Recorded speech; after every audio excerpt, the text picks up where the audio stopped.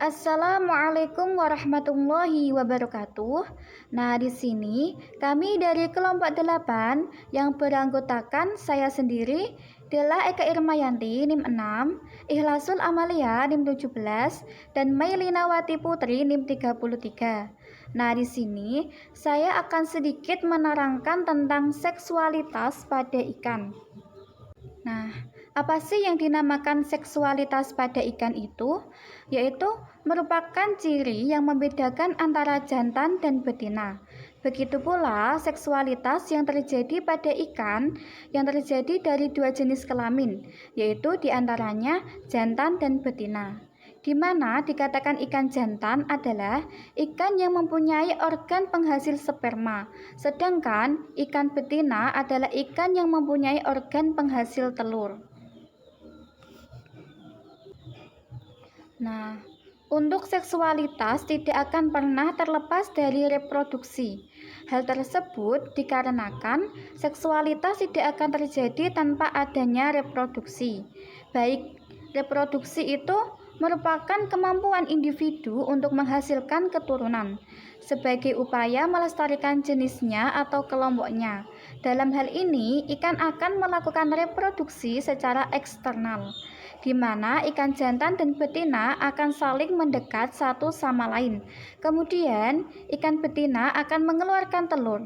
Cara reproduksi tersebut dikenal dengan oviparus. Nah, di sini oviparus sendiri adalah yaitu telur yang dibuahi dan berkembang di luar tubuh ikan.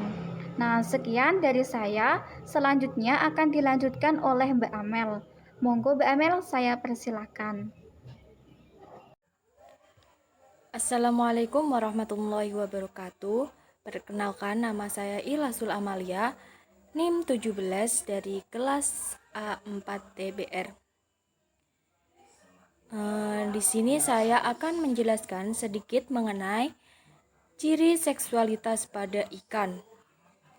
Adapun perbedaan seksualitas pada ikan itu dapat dilihat dari ciri-ciri seksualnya.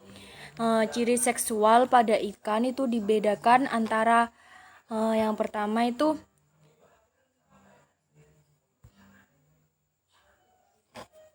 sifat seksual primer dan sifat seksual sekunder.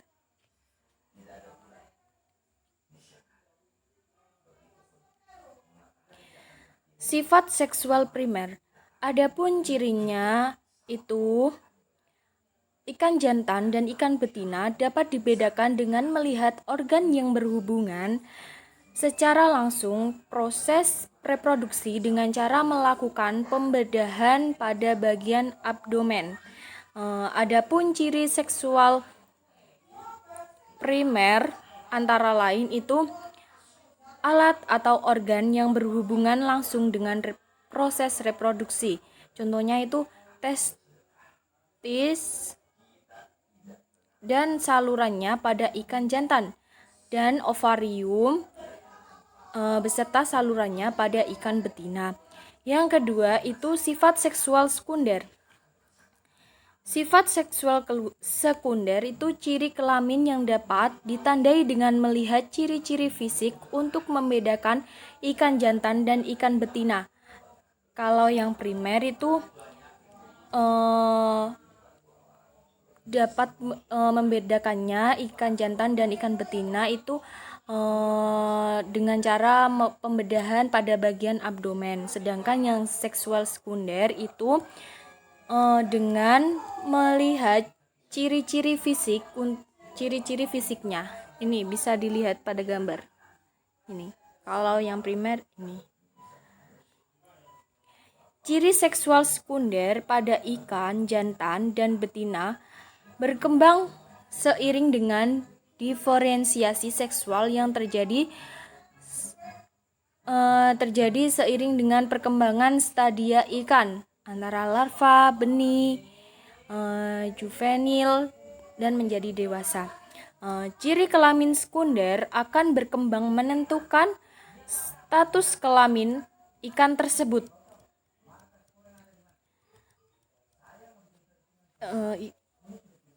kelamin sekunder itu berkembang untuk menentukan status kelamin ikan tersebut. Ikan jantan biasanya itu mengembangkan karakteristik seksualnya yang lebih ekstrim dari segi morfologi, warna, dan agresivitas.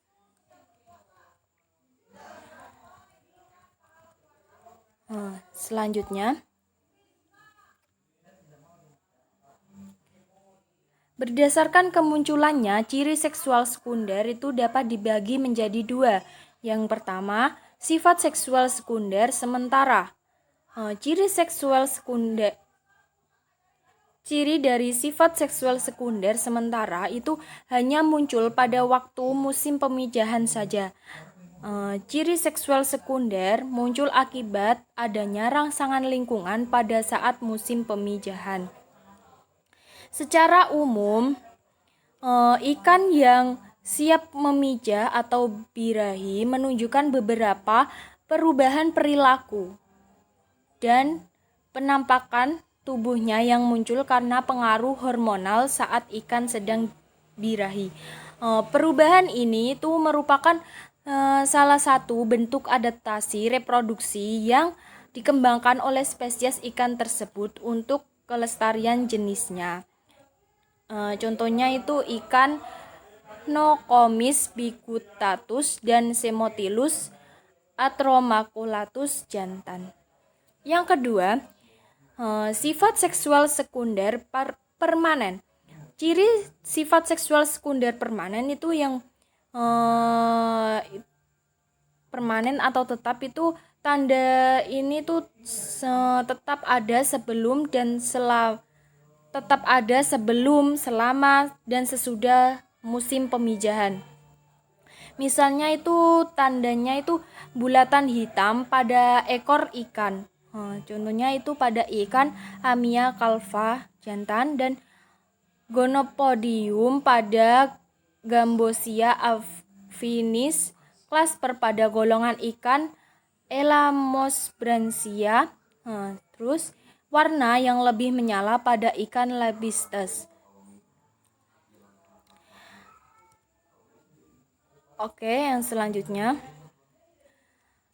biasanya itu tanda seksual sekunder itu terdapat positif pada ikan jantan saja. Apabila ikan jantan tadi testisnya dihilangkan, bagian yang menjadi tanda seksual sekunder akan hilang. Tetapi pada ikan betina tidak menunjukkan suatu perilaku perubahan. Sebaliknya, tanda bulatan hitam pada ikan Amia betina akan muncul pada bagian ekornya seperti ikan Amia jantan bila ovariumnya dihilangkan. Hal ini disebabkan adanya pengaruh dari hormon yang dikeluarkan oleh testis mempunyai peran pada tanda seksual sekunder. Sedangkan tanda hitam pada ikan Amia itu menunjukkan bahwa hormon yang dikeluarkan oleh ikan betina menjadi penghalang timbulnya tanda bulatan hitam itu pada ekornya.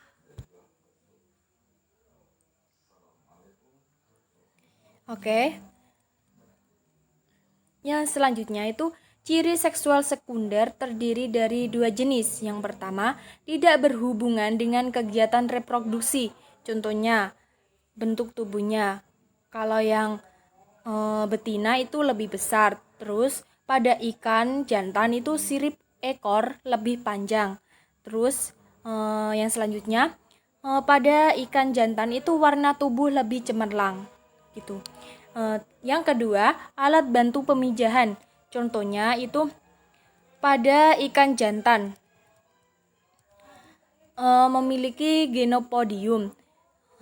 Yang selanjutnya, sirip perut yang termodifikasi menjadi misopterygium atau clasper pada Elasmobranchi jantan menjamin fertilisasi internal.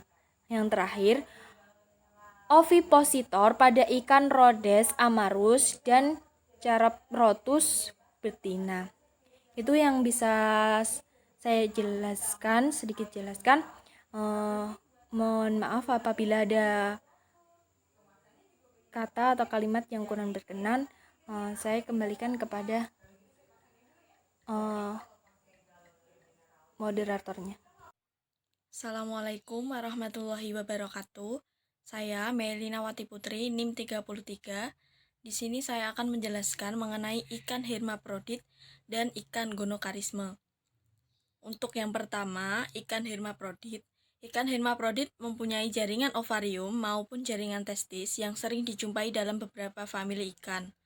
Kedua jaringan tersebut terdapat dalam satu organ dan letaknya seperti letak gonad yang terdapat pada individu normal. Pada umumnya, ikan hermaprodit hanya satu seks saja yang berfungsi. Berikut ini adalah beberapa jenis berdasarkan perkembangan ovarium dan atau testis yang terdapat dalam satu individu. Ikan hermaprodit sinkroni. Ikan hermaprodit sinkroni adalah ikan yang bersifat dalam gonad individu terdapat sel kelamin betina dan sel kelamin jantan yang dapat masak bersama-sama dan siap untuk dikeluarkan. Ikan hermaprodit jenis ini ada yang dapat mengadakan pembuahan sendiri dengan mengeluarkan telur terlebih dahulu, kemudian dibuahi oleh sperma dari individu yang sama, namun ada juga yang tidak dapat mengadakan pembuahan sendiri. Contoh ikan hermaprodit sinkroni yaitu ikan-ikan dari famili Serranidae. Nah, ini bisa dilihat, ini merupakan ikan Mahoробahata yang termasuk dalam famili Serranidae. Kemudian ada ikan hermaprodit protandri. Ikan yang di dalam tubuhnya mempunyai gonad yang mengadakan proses diferensiasi dari fase jantan ke fase betina. Ketika ikan masih muda, gonadnya mempunyai daerah ovarium dan daerah testis, tetapi jaringan testis mengisi sebagian besar gonad pada bagian later oven. Dapat mengeluarkan sperma, terjadi masa transisi. Setelah jaringan testisnya berfungsi, dan yaitu ovariumnya membesar dan testis mengkerut.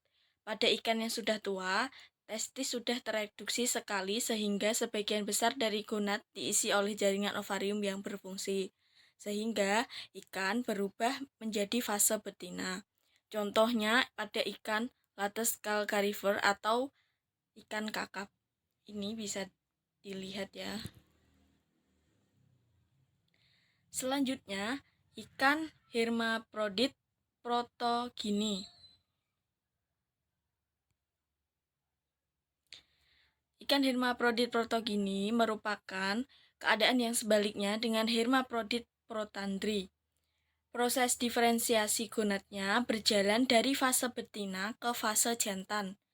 Salah satu spesies ikan di Indonesia yang dikenal termasuk ke dalam golongan hermaprodit protogini ini adalah ikan kerapu lumpur.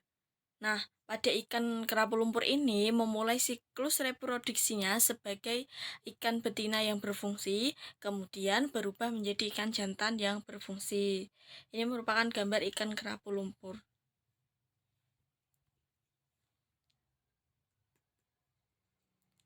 Ikan gonokarisme.